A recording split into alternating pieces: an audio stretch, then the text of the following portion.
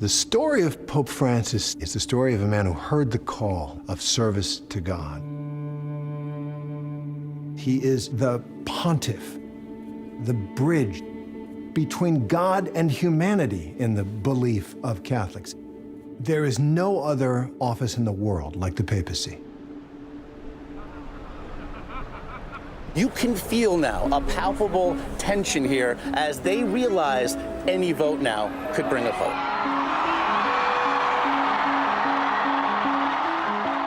Breaking news, we are looking at the smoke billowing out of the cast iron chimney above the Sistine Chapel. And there are the bells that confirm. There is a pope, a new pope.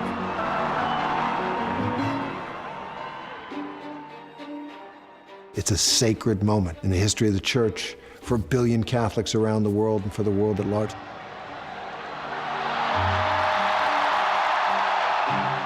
Annuncio vobis gaudium magnum, habemus papam. They introduce in Latin the name of the Pope. Jorge Mario Bergoglio. It was a total surprise when they said Bergoglio, and I remember everybody, who? From Argentina, Bergoglio. The first Jesuit pope. The first pope from Latin America. This is something that I'm not sure that any of us expected. I was screaming at the TV set. I said, it's Mario, it's Jorge, it's my teacher.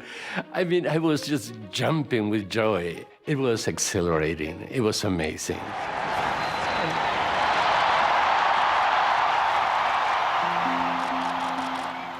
You knew in the first 30 seconds that the pontificate was going to be different from the moment he walked out onto that balcony. He was not wrapped in furs. He did not have red velvet on. He did not have red shoes on. And he steps to the microphone, and he finally said, Fratelli e sorelle, buonasera.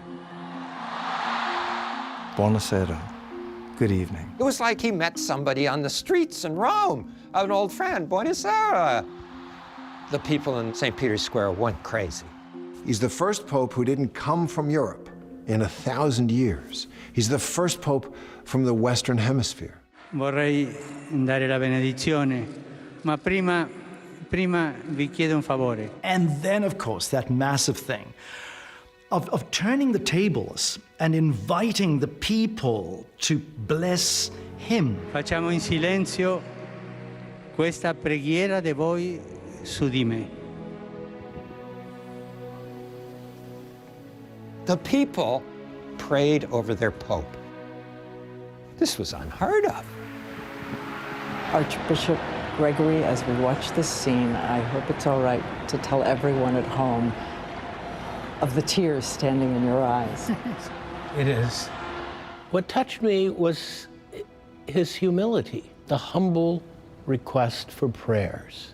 I thought, he gets it. I knew immediately what kind of pope he would be.